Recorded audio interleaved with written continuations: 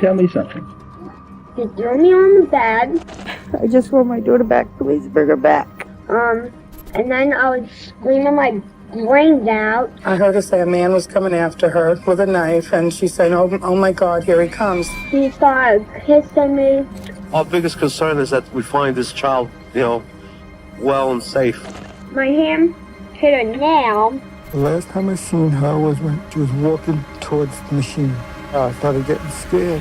Then he locks me in that little cubby hole. 办公室瞎聊，大家好，我是瞎聊阿姨。大家好，我是瞎聊小妹。1982年 ，Katie Bears 出生在纽约的一个中产家庭。刚出生，父母就离婚了，这注定 Katie 的童年和大多数孩子的童年不一样。Katie 自小就跟着妈妈生活，但是妈妈却把她当做一个包袱，妈妈只管 Katie 的吃喝，其余的一概不问。而大多数的时间，妈妈都很忙，于是妈妈就把幼小的 Katie 扔给了自己的闺蜜 Katie 的教母。同类的妈妈就有同类的闺蜜，不要以为 Katie 就这样得救了。看一下进度条，我们的故事才刚刚开始。喜欢我们视频的小伙伴，记得点个赞，加个订阅，感谢您的关注。教母的丈夫是一个恋童癖，经常趁老婆不注意的时候就虐待 Katie。到5岁的时候，教母两口子又开始使唤她做饭、洗碗、洗衣服、打扫卫生，完全把她当做一个童工。用 Katie 自己的话形容，她说自己就像是他们的小奴隶。I was their servant, whether it was to do the laundry, to clean the bathrooms, to cook dinner. That was my purpose to her growing up. 在教母家的日子终于快熬到10岁 ，Katie 也慢慢变成了小巧玲珑的姑娘。就在这个时候，教母的一个朋友，一位名叫 John Esposito， 你知道 Esposito 的中年男人出现了。镇上所有的人都叫他 Big John， 因为他看上去忠厚老实，有童心，喜欢和镇里的小朋友一起玩耍，幽默风趣，善解人意，对孩子们也特别有耐心，也可以说是小孩子们的心理辅导老师，经常带着孩子们去附近的公园或者他家里去玩。I really didn't have any friends my own age. I think in my childhood, the thing that probably made me the happiest was when I got to spend time with John. I would say I loved him. He was always a confidant, somebody that I would trust. 一般这种铺垫都不是什么好人。别这样，故事才刚开始。一段时间相处后 ，Katie 对这位大叔叔无比的信任和依赖，在他看来，这位长辈就是来拯救他的救星。然而，真实的 Big John 并不是来拯救他的，相反，他正预谋把年幼的 Katie 送进一个暗无天日的深渊。某一天 ，Katie 和其他孩子去他家里玩，Katie 发现他自己在动手在车库里面挖坑。但是他那个时候跟小朋友 Big John 在挖坑 ，Big John 自己在挖坑，但是小朋友不知道这个是什么。2 days before my 10th birthday, I was abducted. 时间线到了1991年12月28日，马上新年了，再加上还有2天就是 Katie 10岁生日。此时 Katie 处于兴奋和开心的状态。在教母的同意下 ，Katie 和叔叔相约一起去游戏房打游戏，但实则Big John 把 Katie 独自带回了家，并让 Katie 去了自己的卧室。简陋的房间里什么都没有，房间里除了零食、书籍和游戏，连一个椅子都没有，所以 Katie 只能坐在他的床上。这个时候 Big John 就爬上了床，用手捂住他的嘴巴说：“放心，我不会伤害你的。”不会伤害你的，一般都是咔，就来了。刚说完这句话。Big John 就性侵了还未满10岁的 Katie，如同经历了一场噩梦 ，Katie 几乎要崩溃了，因为她没有想到自己心目中的大哥哥竟然和他的教母的老公是一样的。之后 Big John 带着 Katie 下楼去他的办公室，趁他不注意 ，Katie 拿起电话想拨打911报警，但很快被 Big John 发现了，他强行按下电话，把他拖进一个狭小的暗格里。他们家机关重重啊！在 Katie 惊恐的眼神中 ，Big John 拉下房间里的一个开关，从天花板上降下来一个钩子，然后勾起地上的水泥板，然后 Katie 看到的是一个阴暗的通向地下的通道。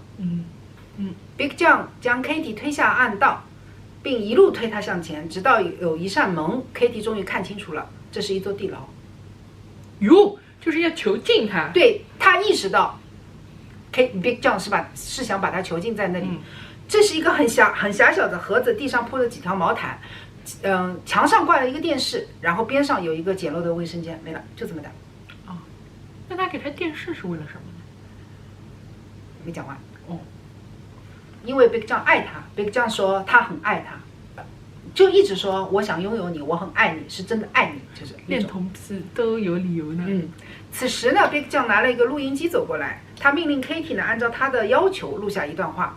Katie 照做了，然后他就拿着这个录音机呢，去游戏机房门口的公用电话打电话给那个 Katie 的教母。电话里是这么说的 It was a man kidnapped me and he had a knife.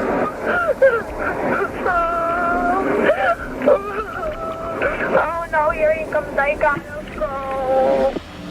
Katie. 电话里是 Katie 的声音，她是这么说的：有一个男人绑架了我，他拿着刀，他现在走过来了，我现在要走了，我很危险，我要走了。教母听到这个话呢之后，一听是 Katie 的声音，他就马上报警了。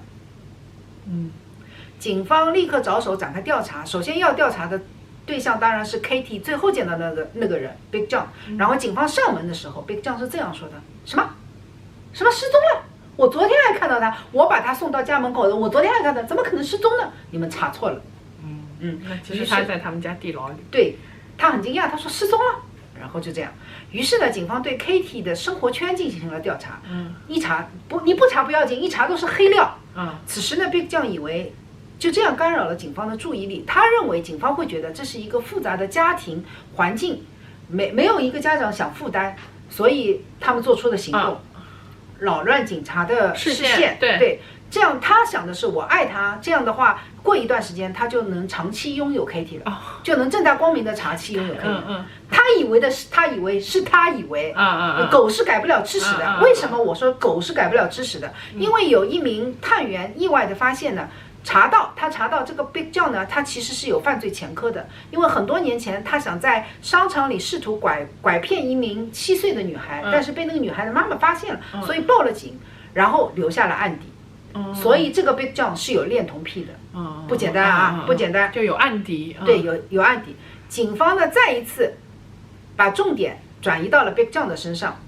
此后呢，警方就不断的以调查为名上门拜访，就留在 Big John 家里，但是始终没有找到线索，但是没有证据，你不能动手啊。警方只有加大人手，24小时盯着 Big John 的家里。同时呢，也开出了1万美金的悬赏令，希望邻居和路人能给一点消息。经过媒体的报道，很快全美的观众心都被这个失踪的 Katie 所牵动。与此同时，聪明的小女主这个 Katie 她没有是干的，虽然 Big John 每天有固定的时间都会下到地牢来对他实施，因为他喜欢他，爱他，实施性侵。但是呢 ，Katie 从来没有放弃过一丝逃生的希望。一开始呢 ，Katie 会做反抗，他听到上面有人在走路，他就会挣扎，他就会敲那个就是要让天花板，让人家知道，因为他知道那个是警察嘛。然后他发现每一次他做这样的动作的时候，Big John 都会变本加厉的虐待他和性侵他。干嘛肯定啊1周过去了 ，Big John 呢也非常害怕 Katie 继续这样做会做出过激的举动，于是他就在 Katie 的脖子上套了一个锁链，把她牢牢锁住，让她不能动。冷静下来的 Katie 呢，她意识到鲁莽的抗争只会让情况变得更糟。然后地牢里不是有一个电视的嘛，她每一天能够看到新闻。这还是真的是爱他的。他每天给他看新闻，他看到新闻里面都是关注他，在找他，然后他就有更有活下去的这个勇气信念。于是他决定改变政策，硬的不行，咱们就来软的，就服从。对，只要活着就一定会有获救的一天。Katie 就在那个房间里找，他在一个床底下的柜子里面找到了一把钥匙，他就试了一下，趁 Big John 不在的时候，他试了一下，这个钥匙竟然能打开他的锁链，所以每一天他就会在 Big John 来之前打开锁链，走之后打开锁链，让自己活动一下。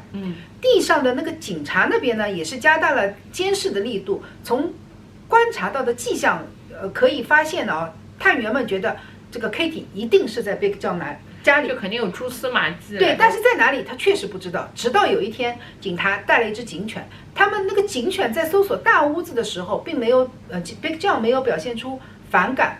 但是当警犬搜索到不相连的那个车库的时候，Big John说你不能进去，你不要来打扰我。然后警察就很断定的说，这个孩子应该就是在车库的某一个位置。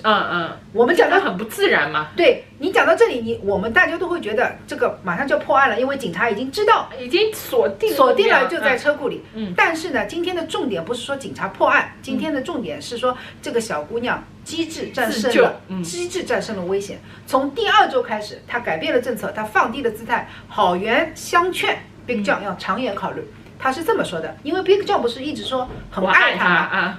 然后他想试一下这个40岁大叔对10岁小女孩这个爱是怎么样的爱。他是这么说的：我们以后怎么办？我上学怎么办？我们生活怎么办？警察一直盯着怎么办？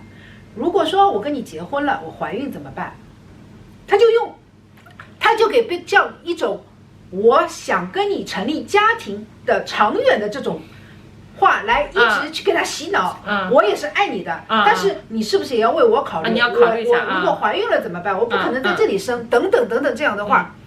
但是 Big John 呢似乎有点动摇，但依旧没有松口。直到第14天 ，Katie 想做出最后一搏，他觉得 Big John 既然真的爱他，那就不如装病试一试。一开始他跟 Big John 说我身体不舒服，到后来呢就慢慢瘫在地上不能动，然后呢又做出呕吐的行为。到了第3天，同时这3天里面，警察是不是越盯的 Big John 越紧嘛？在囚禁 Katie 整整17天之后，Big John 的心理防线终于破功了。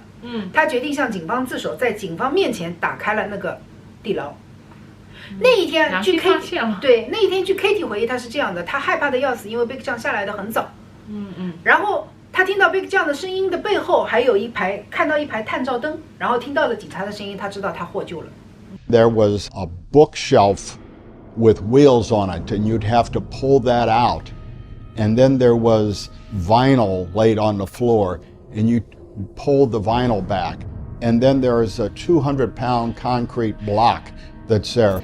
And you had to know to go into the garage and get this block and tackle, to hook it in the ceiling, to hook it into the 200-pound block, and then raise this block up.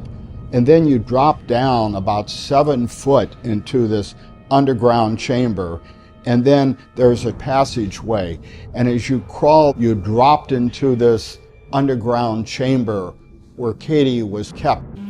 然后他获救了之后，他意识到，他不是光这一次获救，他是整个整个人生获救了。因为警察不是找到他的黑料嘛，他的母亲、他的教母、他的教父，整整一大串事情。对，然后他们被那个政府机构就安排到了一个比较温暖的领养家庭。直到2013年 ，Katie 才回忆起那段经历。在2013年的时候，他出版了《埋葬的记忆1》，Katie 比尔斯的故事。2015年的时候，他出版了《埋葬的记忆2》，一个脆弱女孩和她的生存故事。2013年9月的时候，有这个勇气把这个事情说出来。2013年9月的时候，那个 Big John 在监狱里面病死了，这个故事就彻底画上了句号。